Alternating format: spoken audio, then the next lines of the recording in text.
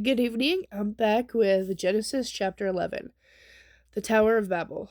At one time, the whole world spoke a single language and used the same words. As the people migrated eastward, they found a plain in the land of Babylonia and settled there.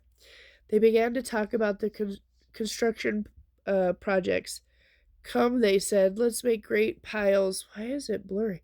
Come, they said, let's make great piles of burnt brick and collect natural asphalt to use as mortar. Let's build a great city with a tower that reaches the skies, a monument to our greatness. This will bring us together and keep us from scattering all over the world.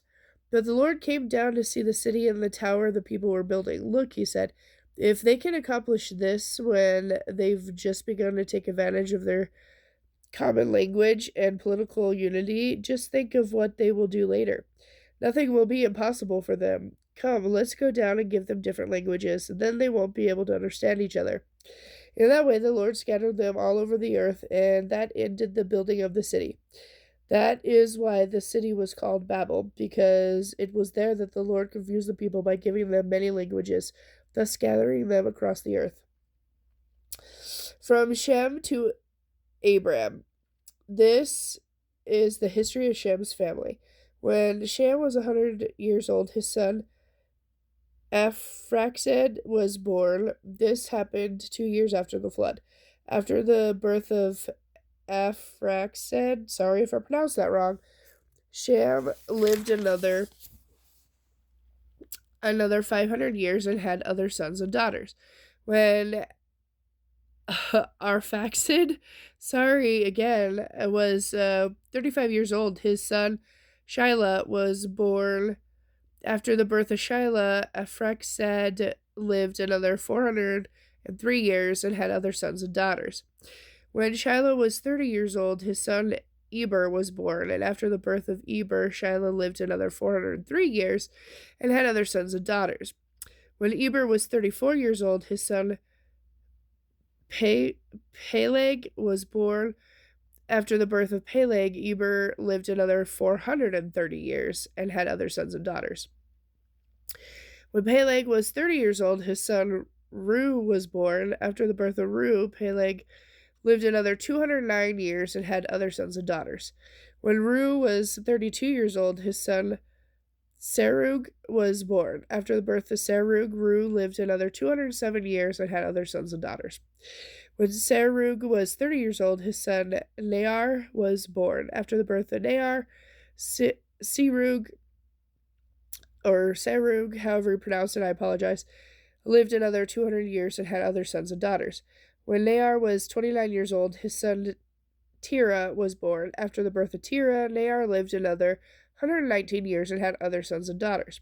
When Terah was 70 years old, he became the father of Abram, Nahor, and Haran. The family of Terah. This is the history of Terah's family. Terah,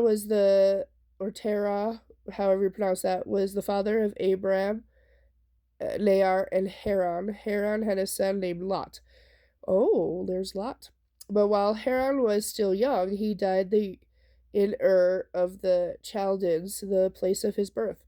He was survived by Terah, his father. Meanwhile, Abram married Sarah, or Sarai, and the brother Nahor married Milcah, the daughter of their brother Haran. Milcah and his sister named Ishka. Now Sarah was not able to have any children. Terah took his son Abram, his daughter-in-law Sarah, and his grandson Lot, his son Haran's child, and left Ur for the Chaldeans to go to the land of Canaan. But they stopped instead at the village of Haran and settled there. Terah lived for another 205 years and died while still at Haran. Then the Lord told Abram, Genesis chapter 12, the call of Abram. Then the Lord told Abram, leave your country, your relatives, and your father's house, and go to the land that I will show you.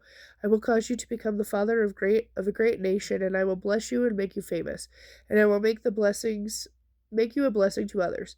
I will bless those who bless you and curse those who curse you. All the families of the earth will be blessed through you. So Abram departed as the Lord had instructed him, and Lot went with him. Abram was 75 years old when he left Haran. He took his wife Sarah, his nephew Lot, and all his wealth, his livestock, and all the people who had joined his household at Haran, and finally arrived at Canaan. Traveling through Canaan, they came to a place near Shechem and set up camp beside the oak at Morah. At the time, the area was inhabited by Canaanites. Then the Lord appeared to Abram and said, I am going to give this land to your offspring. And Abram built an altar there to commemorate the Lord's visit. After that, Abram traveled southward and set up camp in the hill country between Bethel on the west and Ai on the east. There he built an altar and worshipped the Lord. Then Abram traveled south by stages toward Negev. Abraham and Sarah in Egypt. At that time, there was a severe famine in the land, so Abram went down to Egypt to wait it out. As he was approaching the borders of Egypt, Abram said to Sarah, You are a very beautiful woman. When the Egyptians see you, they will say, This is his wife. Let's kill him. Then we can have her. But if you say that you are my sister, then the Egyptians will treat me well because of their interest in you, and they will spare your life. Spare my life. And sure enough, when they arrived in Egypt, everyone spoke of her beauty. When the palace officials saw her, they sang her praises to their king, the Pharaoh, and she was taken into his harem. Then Pharaoh gave Abram many gifts because of her, sheep, cattle, donkeys, male and female servants, and camels. But the Lord sent a terrible plague upon Pharaoh's household because of Sarah, Abram's wife. So Pharaoh called for Abram and accused him sharply. What is this you have done to me? He demanded. Why didn't you tell me she was your wife? Why were you willing to let me marry her, saying she is your sister? Here is your wife, take her and be gone. Pharaoh